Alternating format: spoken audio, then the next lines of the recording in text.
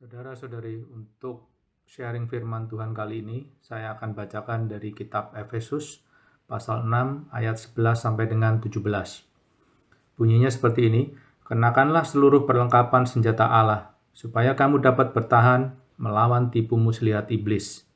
Karena perjuangan kita bukanlah melawan darah dan daging, tetapi melawan pemerintah-pemerintah, melawan penguasa-penguasa, melawan penghulu-penghulu dunia yang gelap ini, melawan roh-roh jahat di udara. Sebab itu, ambillah seluruh perlengkapan senjata Allah, supaya kamu dapat mengadakan perlawanan pada hari yang jahat itu, dan tetap berdiri sesudah kamu menyelesaikan segala sesuatu. Jadi berdirilah tegap, berikat pinggangkan kebenaran, dan berbaju sirahkan keadilan. Kakimu berkasutkan kerelaan untuk memberitakan Injil damai sejahtera. Dalam segala keadaan, pergunakanlah perisai iman, sebab dengan perisai itu kamu akan dapat memadamkan semua panah api dari si jahat. Dan terimalah ketopong keselamatan dan pedang roh, yaitu firman Allah. Ya, jadi kita harus sadar bahwa sebagai seorang Kristen, kita ada dalam peperangan. Ya, kalau kita baca tadi dibilang untuk kita berjuang bukanlah melawan darah dan daging. Ya, berjuang di sini di dalam terjemahan aslinya atau bahasa Inggrisnya adalah bergumul. Ya, jadi dalam peperangan adalah penting untuk mengetahui siapa diri kita dan siapa musuh kita. Dan untuk itu kita perlu mengenal siapa sebenarnya musuh kita. Jadi kita tadi dikatakan di situ bahwa musuh kita adalah penguasa kegelapan dan roh-roh jahat di udara. Dan juga kita juga tahu bahwa musuh kita adalah bukan musuh yang kasat mata, yaitu iblis, yang disebutkan juga di situ di ayat tadi bahwa senjata yang dipakainya adalah tipu muslihat. Sehingga sebenarnya peperangan yang terjadi ada dalam hati dan pikiran kita. Tanpa selalu kita sadari, sebenarnya seringkali kita berada dalam pergumulan melawan iblis. Sekarang kita perlu mengetahui kekuatan daripada diri kita sendiri. Kekuatan dan senjata apa yang sebenarnya kita miliki untuk melawan musuh dan mengalahkannya. Dikatakan sebenarnya kita bergumul melawan penguasa-penguasa kegelapan dan roh-roh jahat di udara. Kalau kita bergulat atau bergumul, tidak berarti seperti pertandingan tinju di mana bisa sekali pukul, jika pukulan telak lawan KO dan pertandingan selesai. Tapi dalam hal ini disebutkan di ayat tadi adalah kita sebenarnya adalah bergumul atau bergulat, sifatnya lebih alot, lebih ada tarik dan dorong. Karena peperangan ini sifatnya adalah konstan, kita diminta untuk selalu waspada dan tidak lengah. Kita perlu kenakan seluruh perlengkapan senjata Allah untuk melawan iblis. Disebutkan di ayat 14-16, antara lain adalah pelindung dada, helm, sabuk, tameng, dan pedang roh untuk berperang melawan tipu muslihat iblis. Dari perlengkapan senjata perang tadi, semuanya digunakan untuk berlindung dan bertahan. Dan kalau kita perhatikan, hanya pedang yang dapat digunakan untuk bertahan dan juga untuk menyerang. Pedang kita adalah pedang roh, yaitu firman Allah sendiri. Iblis menipu, mengelabui, dan mengikat kita dengan semua kata-kata negatifnya. Namun kita ada kuasa dalam firman Tuhan, dan hanya dengan firman Tuhan kita dapat patahkan serangan iblis. Sebagai alat pertahanan, pedang roh dapat digunakan untuk menangkis serangan iblis, yaitu kata-kata negatif dari iblis yang sering dia taruhkan di dalam pemikiran-pemikiran negatif kita. Kamu akan gagal dalam peperangan, kamu akan gagal dalam bisnis, pernikahan, sekolah, kamu tidak berguna, dan lain sebagainya. Ini adalah pikiran-pikiran negatif yang sering dimasukkan oleh iblis ke dalam pikiran manusia. Dan iblis menaruh berbagai macam keraguan, kekhawatiran, dan ketakutan dalam hidup kita. Kita harus gunakan pedang roh untuk menangkis dan juga menyerang balik. Seperti kita lihat di cerita bahwa setelah 40 hari 40 malam Yesus berpuasa, Yesus dicobai oleh iblis, ya, dan Yesus mengajarkan kepada kita untuk bagaimana menggunakan pedang roh, yaitu firman-Nya, untuk melawan iblis.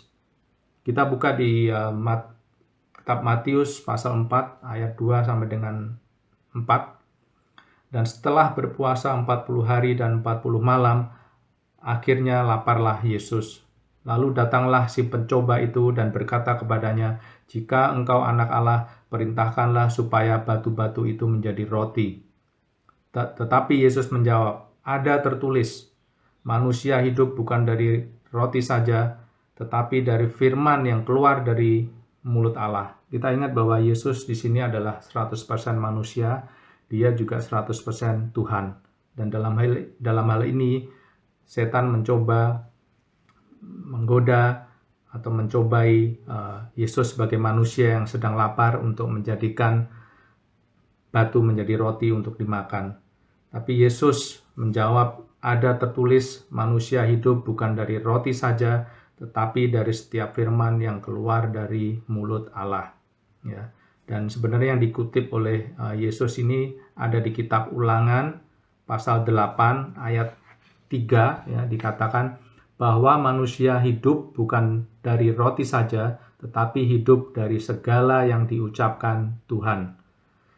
Ketika Yesus dicobai, dia katakan ada tertulis. Ya, Yesus mengutip ayat tersebut di Ulangan pasal 8 ayat 3. Jadi seperti yang dilakukan Tuhan Yesus ketika ada serangan iblis yang datang, kita harus segera angkat pedang roh kita dan kita gunakan bukan hanya untuk bertahan saja, namun kita gunakan untuk menyerang dan mengusir iblis. Kita diberikan pedang roh yaitu firman Tuhan untuk berperang melawan iblis dan kita harus mahir dalam mempergunakannya. Kita berlatih pedang roh dengan membaca, merenungkan, dan mengingat firman-Nya. Kita lihat di Mazmur pasal 1 ayat 2 dikatakan, "Tetapi yang kesukaannya ialah Taurat Tuhan, dan yang merenungkan Taurat itu siang dan malam." Dari bahasa asli Ibrani, merenungkan dalam hal ini adalah mengucapkannya dengan suara lirih atau bergumam. Jadi ada kata-kata yang keluar dari mulut kita ketika kita membaca dan merenungkan firman-Nya. Dan ini dilakukan siang dan malam, yang berarti kita perlu melakukannya secara konsisten. Sebenarnya kita mengucapkan firman-Nya secara terus-menerus. Ini adalah bagian dari latihan kita dalam menggunakan pedang roh. Kita akan menjadi hafal akan ayat-ayat yang menjadi pedang roh kita. Dengan merenungkan firman Tuhan secara konsisten, kita sedang melatih diri dalam menggunakan pedang roh itu. Yesus melawan dan menghardik iblis dengan mengutip ayat di Alkitab. Kita pun mau melakukan hal yang sama ketika berperang melawan iblis, yaitu kita harus bisa mengutip ayat. Bayangkan saudara, jika kita tidak mempunyai ayat sama sekali yang dapat kita gunakan sebagai pedang kita untuk melawan iblis. Kita bayangkan apabila kita tidak mempunyai ayat sama sekali dalam pikiran kita yang dapat kita ingat ketika serangan itu datang, itu sama saja dengan kita memiliki pedang roh yang tumpul. Dan ketika iblis menyerang, kita tidak mampu bertahan dan menyerang balik. Dan tentunya kita tidak ingin hanya dalam posisi bertahan dengan menggunakan perisai saja atau dengan memiliki helm kita atau juga pelindung dada. Kita harus gunakan pedang roh untuk menyerang, mengusir, dan mengalahkan tipu daya iblis. Sebagai contoh, ketika iblis taruhkan kekhawatiran dalam hati kita dan pikiran kita, kita memiliki firman Tuhan yang dapat kita gunakan, ya, untuk menangkis dan melawannya. Misalnya di Filipi 4 ayat 6 dikatakan, "Janganlah hendaknya kamu khawatir tentang apapun juga, tetapi nyatakanlah dalam segala hal keinginanmu kepada Allah dalam doa dan permohonan dengan ucapan syukur. Jadi kita sudah menyatakan semuanya, apapun itu, ya, kekhawatiran kita, semua persoalan dan segala bentuk kekhawatiran kita dalam doa, dan kita diminta untuk tidak khawatir lagi. Kita sudah serahkan semuanya kepada Tuhan, dan Tuhan yang akan turun tangan. Ya, ini adalah salah satu contoh bagaimana kita menggunakan pedang roh atau firman Tuhan ketika kekhawatiran menghantui kita. Dalam peperangan kita tidak boleh lengah dari serangan iblis yang bisa datang kapan saja secara tiba-tiba. Kita harus senantiasa berjaga-jaga dengan pedang roh siap di tangan. Semakin banyak ayat yang kita renungkan dan hafalkan, semakin kuatlah kita. Ya, ada sebuah perkataan, lebih baik berkeringat di tempat latihan daripada berdarah di dalam peperangan. Jadi lebih baik kita berlatih keras untuk mahir dalam menggunakan pedang roh dengan membaca dan merenungkan firman Tuhan daripada kita berdarah atau kalah dalam peperangan melawan tipu daya iblis. Demikian sharing dari saya, semoga dapat menguatkan kita semua. Amin. Saudara sekalian, Brother Bambang telah menyampaikan harusnya kita siapkan diri kita karena kita ini hidup di dalam peperangan dengan roh yang ada di udara, yaitu iblis dan juga kedagingan kami. Marilah kita membawa diri kita dekat dengan Tuhan, dekat dengan firman Dia, maka kita akan mempunyai kekuatan dan juga kemenangan di dalam Yesus Kristus. Mari kita percaya apapun yang terjadi dalam kehidupan kita, jangan kita negatif. Kita percaya bahwa Yesus adalah Tuhan kita, Dia telah berperang buat kita, bahwa kemenangan telah Dia miliki, dan kita adalah anak-anak Dia, kita juga akan menjadi anak pemenang. Mari kita berdoa. Terima kasih Tuhan Yesus atas firman Engkau. Tuhan, bantulah kami Tuhan.